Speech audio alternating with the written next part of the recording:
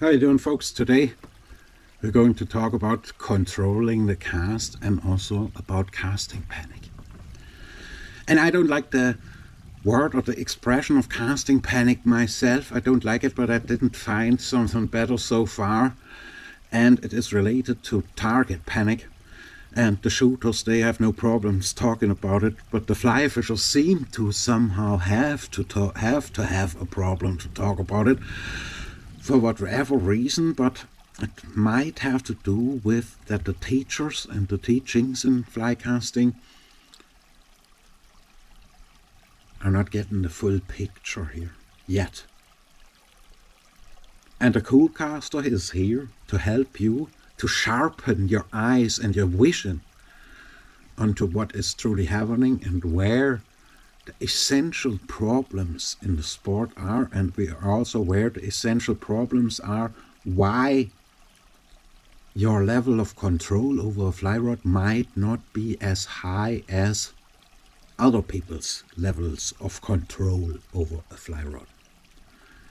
And I have looked into the science of control theory and can prove via open loop control systems and closed loop control systems that what we are looking at, that line flying out of the line, is only an open loop control system, which is even confirmed by Joanne Wolf from the 70s. What is fly casting? It's bringing to life a fly rod and line through arm movement to create open-ended, unrolling loops with which to present an artificial fly to a target area. A closed loop control system is a system that feedbacks you during the process. How you do closed loop control, feedback your brain, this is what I am looking into and what I am the first specialist in looking into. And I hope we become more specialists, but so far I'm mostly only meeting resilience with fly casting instructors and kind of, they want to learn everything that is new until there is something really new or until something comes the way that doesn't fit in the picture of you might think you know. Found a brilliant quote there from Stephen Hawking. Let me put that in for you here. Let that sink in.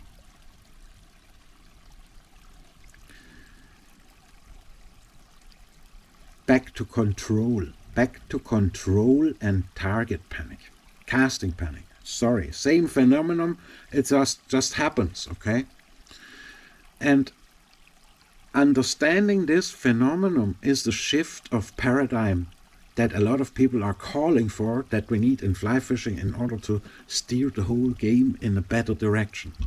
A fly fishing team to you? See, so you couldn't really ask a deeper question and probably couldn't ask a more important question at this point in time for our sport, because a lot of how you define the culture of fly fishing is going to define the future of what's going to happen.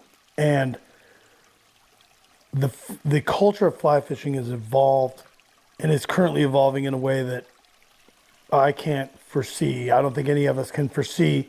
The problem with the question is, from my point of view, is if you asked me this question 10, 15 years ago, anybody who's answered this question for you, including myself, if I think in a chronologic way, I think the answer is going to be different 15 years ago as it was 10 years ago as it was now. And the reason for that is I can't tell in some situations if fishing is driving the culture, if culture is driving the fishing. And this is where we have a paradigm change. And when I think about it in terms of fly fishing as a whole, that's a really tough question. If we define it as little cliques within our sport, it becomes easier to define. Like, we all know them. We all have those buddies, and we all know those people that are permit fishermen. Like, that's a culture. That is a defined culture in itself. Now, it's a very small niche. You know, we're swung fly steelhead fishermen, so I'm not saying we're a large niche, but that is a niche, right? Tarpon fishermen, they're a niche. You got your trout guys, and you got, for better or worse, you got your Euro nymph guys, right? But but then you have to include all those groups. We're all considered in the same culture of fly fishing. So what is the culture of fly fishing? The culture of fly fishing is a collective group of people that want to either use the outdoors currently, use the outdoors as a way to expand who they are or heal who they were. And that is where fly fishing is now. If you had to ask me the culture of fly fishing, that's what it is now. And the best definition to that wide question, it's people who are using it to expand themselves or they're using it to heal from something else. Like some people run, some people work out, some people do this and they get into things. I think a lot of people are using fishing as an outlet for their emotions and, you know, maybe whatever they've gone through. And you might not understand this yet, but as I said, I'm here to sharpen your eyes, and we look at a couple of examples here today. And these examples are stirring up your feelings a little bit, but I have to show you a couple of examples how out of control fly casting and the instruction of it really is, because once you look at it from that scientific and also also from an educational point of view, you'll find some real shit there. And that being out of control starts, for example, with a dude that is half pissed in the river making a casting instruction demonstration, trying to sell you a Spey ambassador hat. And the first thing he says is, but Speycasting to learn is very confusing, and it's very confusing, and you know, and when people say these casts here and that cast here, and you're very confused. If you're new to this, you might get confused by all those terminologies and all the names of the cast. There's like 12 or 14 Spey casts you can do with a two-handed rod. There's over 120 you can do with a one-handed rod. That's an entirely different program. Lasts about 7 days. But with a two-handed rod, we've got about, say, 12 casts. And again, if you're new to this, you're going to get confused. I use this analogy of watching on the Olympics, the Winter Olympics. But they have different names. And if you're new to casting, you're going to look at all these moves and the line starts here and goes there and you go, well, they all look the same. What is this double Spey and how does that differ from a single Spey and a snap T and a Perry poke and a wombat and an oozlem and da-dee-da-dee-da? And all they do, they just differ in how you move that track. That's all. That's all. And I want that concept really ingrained in your head, especially if you're new. And so without me making a forward cast, it's my hat, but you can have a hat. And that hat will have 2 words, Spey Ambassador. And you're proud because you've earned a Spey Ambassador's hat. Well, what does that say about the teachings if the teacher comes and says the first thing? But it's going to be very confusing and not everybody gets his Spey Ambassador hat because, you know, you're not understanding this. What does that say for the teacher and his job he is doing if he says, this is confusing? You have to ask yourself, and I don't mean that personal, you have to ask yourself, have we understood how we teach that shit properly? Because people struggle to learn it. I struggled myself for 10 years to even understand Speycasting because people say it's confusing. But if I look at it now, and the people who teach us, who have understood it, they say, no, this is the easiest thing in the world. So what do you need to accelerate and to justify that learning process? Because if I see people who learn Speycasting or people who speycast for a long, long time. That's what I'm going to show you here now in a minute. You see terrible levels of control, like levels of control that are A, not there, and that are B, kind of scary to look at. Now, check out this demonstration Speycaster here in this casting demonstration. He lifts the line and clunk, hits himself and brushes this away as if it had not happened. And of course the dude is a little bit excited, but it's interesting how he handles the situation here. Let's watch this again. Say I want to cast to the corner of the bridge over there, right? My swing is over. I could go to there. Whoop.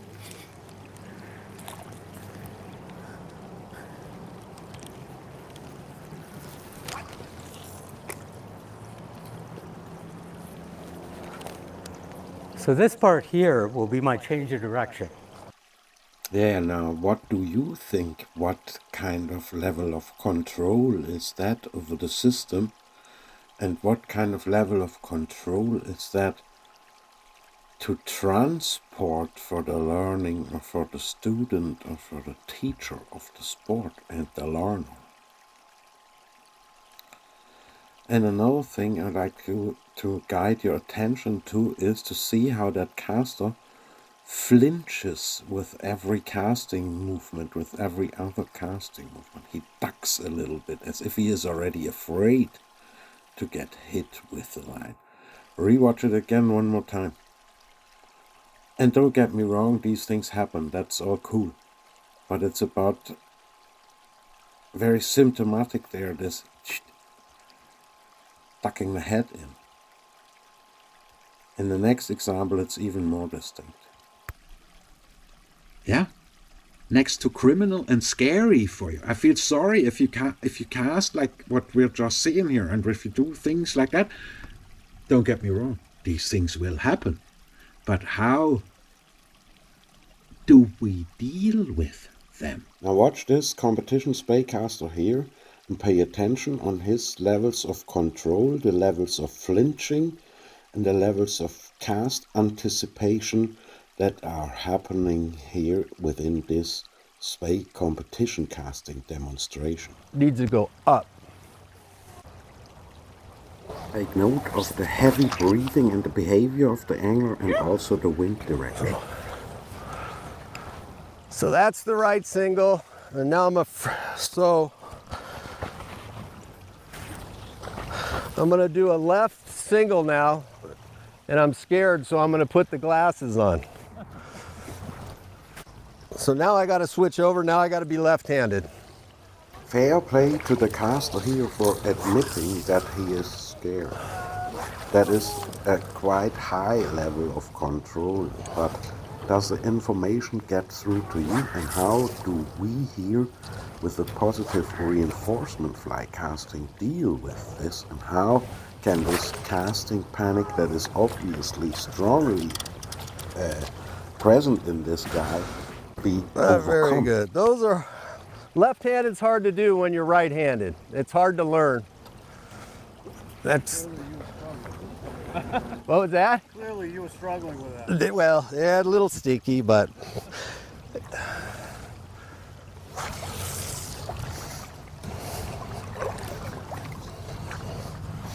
Guide your attention to the flinching move, the shot, the cast anticipation of the casting panic. That's why you wear glasses. So, anyhow, you guys, I love Speycasting, and the thing is, you gotta practice. Definitely, you have to practice. Sure, you gotta practice. Let me tell you something. I wasted 20 years practicing in that mental stage this guy here is showing. And that is a mental stage of casting panic and of flinching and of being afraid of the own casts. Don't take that personal now. This is just what is happening. I think generally when we learn new stuff and when we're under pressure to perform. And it's also very hard to perform, of course, with this long spey line. I'm only, as I said, helping you to sharpen your vision. And it is up to you what you are making out of that, and you have to make your own decision. But if you trap or find yourself in the same stages or in being anticipative of your casting, as in chuck and ducking and flinching, like you see it here, you might want to reconsider what you're doing and get into a flow of way more effective practice, and this is the practice with the positive reinforcement casting tools and the thinking of controlled process casting. I'm only showing you here the reality. I'm giving you another reality check on how real this casting panic, this flinching and this cast anticipation truly is out there, even on the highest levels, starting with a teacher telling you this is confusing and you will be confused with this and you have to earn your head first, okay? So check it out and go out and practice a little bit, and you might enjoy your casting through these elevated methods of controlling the cast more than you ever did before. Now watch that. Now that is the level of control, how the whole thing starts. Yeah, you're not teaching someone by saying, this is easy, I'm going to teach you how to do this, what the positive reinforcement casting is going to do and is doing a great job in. No, you say first, but this is very difficult to learn and very confusing. It isn't. It's only a stick that bends with a line on. Fly casting is shit easy if you learn it correct. And Speycasting is same shit easy. And if I were you, I wouldn't trust anyone who says to you, this is difficult. If the teacher says this is difficult, can he teach it? Have you thought about that? No. I know. This is because the knowledge I'm digging up here comes from a neutral perspective of things, because you look at this teacher and you think, oh, what a god is that, every word that person says is the law. It isn't. Most of the teachers in fly casting didn't even go to school. Okay. I'm just giving you the reality check here. Someone has to do that.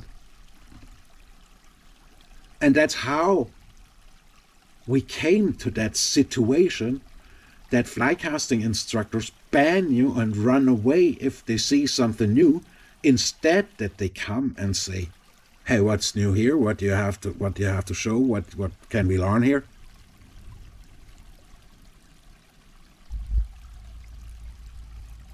This particular person who tells people it's so confusing knows already about my work from the beginning. Like a lot of these top class so-called casting instructors. Little ducks. Why are they ducking this? Have you thought about my answer? Casting panic in itself is the proof for that. Maybe also a little bit of jealousy, but that's nothing I can do about. But not trying a new cast because that line comes so close when you do the cool cast, for example, is an indication that you are afraid of that line, of making that cast. Sorry, I have to be that honest here, and you might not like to hear it, but that is the fact. That's a science. That is in itself the scientific proof that casting panic exists on the highest levels, and also that there are very low levels of control on the highest levels. And that casting instructors cannot really control the system because nobody has ever looked into what control really means. And that's what I'm doing here. And this open loop control system that the loop is that we look at, it's very ineffective in teaching people, and I can prove you that, and you can prove that to yourself. You only have to make a decision to try it. You know? And I know I appear as the bad boy because I say that loop thing is not the most effective, but that loop thing will still fly out of the end of your fly rod, and it will look much more cleaner if you follow the footsteps of the path of the positive reinforcement fly casting, because that teaches you control from another level, from the inside, not from an outside perspective saying this is going to be difficult, but from the inside, step by step, this is going to be easy as taking a dump in the morning. Yeah. All you have to do is make the decision to try these tools I'm recommending here for your own practice. You have to go out and feel it for yourself. Go out and stop imitating other people's casting. Make yourself a rattle trigger. Make yourself get at a fixed line anchor exercise. Take a bit of a heavier line and also try to throw away cast. Considering Speycasting, you can practice all possible Spey casts on fixed line anchor too. I don't know. I'm surprised. I'm really surprised about how I and the work that we're doing here gets avoided and still shadow banned and discredited, and nobody looks into this. It's a shame for the sport, really. But I can't make these decisions for you, but I can guarantee you that the way how you're gonna learn casting here and also teaching it is 100 times more satisfying and also effective, because it teaches the feel, the senses first, and then builds up on whatever you want to make, whatever cast you want to make. But if you have no feeling for it in the first place, you'll struggle and you'll always run after that, generating a feeling. And I did that for 25 years, and I went to very, very dark places myself when I found that out. Okay. So if you try these tools, be aware to get into another world, into the three-dimensional world of true learning. And true learning, my friend, hurts a little bit every once in a while, because you might have to admit things. Falling off the bike is how you learn how to ride the bike, not staying on it.